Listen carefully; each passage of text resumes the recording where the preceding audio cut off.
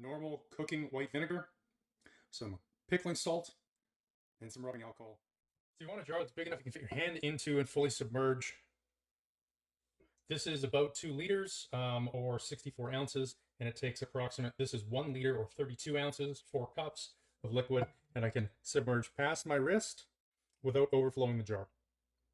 And then we want to have a lid that seals. I got this from Walmart so that we can continue to use it for a month or so.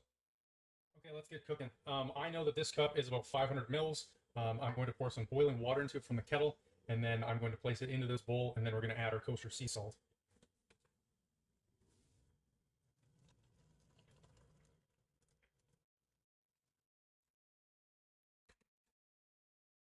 So I'm using a non-plastic cup because I am using hot water and I don't want to leach any of the toxins or anything like that out of the plastic if I can avoid it.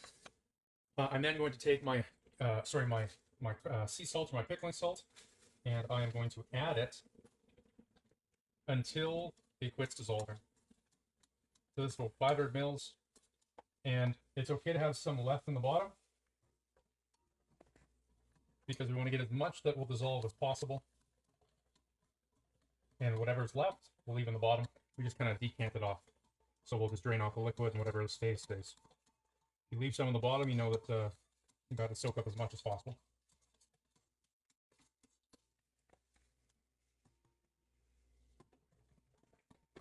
The advantage of using a metal bowl is when we put it in the freezer, it's going to cool off faster, and we don't have to worry about it cracking.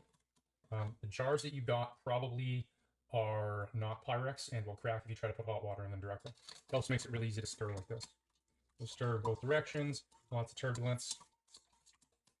And how much salt? Until it quits dissolving.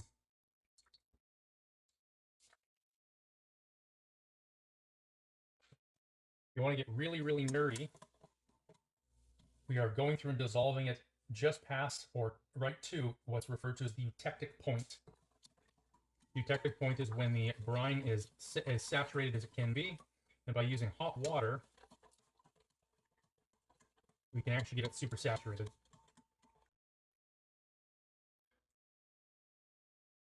As you can see, we still have a little bit of salt left in the bottom. It's not no more is going to dissolve. So we know that we've hit that point of saturation, or that eutectic point. We're going to put this in the freezer and let it cool down so that when we put it into our jar, we don't crack the Pyrex, or we don't crack the glass. All right, I'm going to take 250 mils or 1 cup of vinegar, measure that out.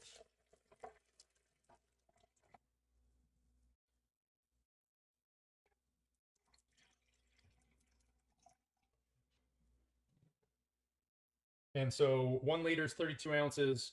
A quarter of that is roughly 8 ounces. I'm going to add that to our jar. And we're going to go through and we're going to add 500 mils or about 16 ounces.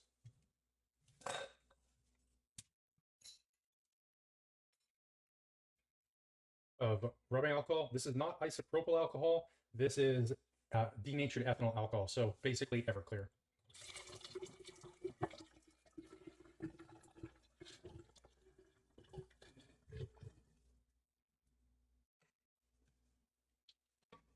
All right, we have our brine. It's chilled down, so it's cool enough that I can put my hands on the outside of the bowl, a little above room temperature. We should be good on that glass. I'm going to measure out 500 mils, or about 16 ounces, or 2 cups. And I'm only getting the liquid. All right, so I've decanted. I've left all the extra stuff behind. All I need is the liquid.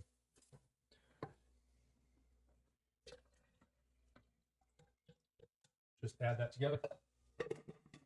Put the lid on it.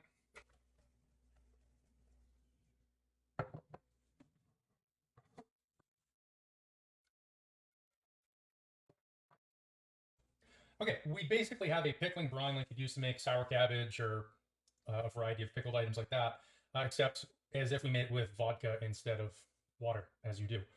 How this winds up being used is we wind up submerging our hand past the wrist, then definitely past where the false grip is, so that we can create an even callus for the entire hand. This works on a similar principle of Wolff's Law, where we're basically creating an irritant, a mild chemical burn, or drying the skin out, so that we can go through and then have the skin repair itself and thicken up as kind of an adaptation to that stress. So in this case, we're a little bit more than we want to be, but the concentration of the brine is what we want. So we're just going to decant this off a little bit, get it down to a half, and we'll show you how to do it. All right, so we portioned off, so we have 1 liter, we kept the rest in another jar, and then as we use this through the month, it's going to wind up going down, so we can just kind of top it up. So we're going to fully submerge our hand in there, and we're going to start for about a minute, and then we're going to do the other hand, and then we're just going to let them dry. Any type of drips or anything like that that you do have are going to wind up leaving kind of salt and stuff like that all over the place, so I recommend putting a tea towel with some description down. And we just do this. And again, if you have any type of nick or anything like that, you're going to find it really quick. This is going to be pretty boring for you to watch. None of this is painful. Like I said, we're just creating a mild irritation, and we want to get past that wrist joint.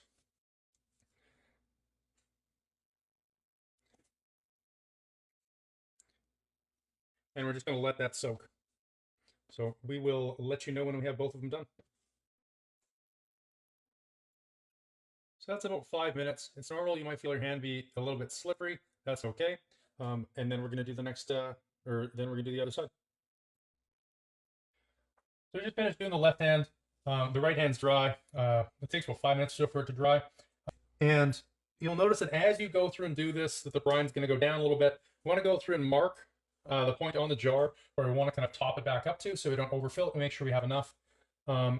And when we top it up, when we run out of the excess brine, we'll go through and top it up with, as we see this level go down and we have to top it back up, we're going to add 2 tablespoons of white vinegar, which will be about every week or as needed. And then you're going to go through and top up the remainder with rubbing alcohol, the high proof stuff. So if you start seeing it drop a little bit faster, that's okay. Just use 1 tablespoon of white vinegar, but no more than 2 tablespoons of white vinegar twice a week. Fill the rest up with rubbing alcohol. The rubbing alcohol is one of those ones that's going to evaporate kind of quicker than everything else. And the active ingredient, the white vinegar, the acetic acid, is going to kind of wear out as we're kind of using this process. So we're kind of topping that up, but we don't want to get it too strong. So just kind of keep that balance. If you start noticing that you're getting a lot of irritation on your skin, you should stop doing this.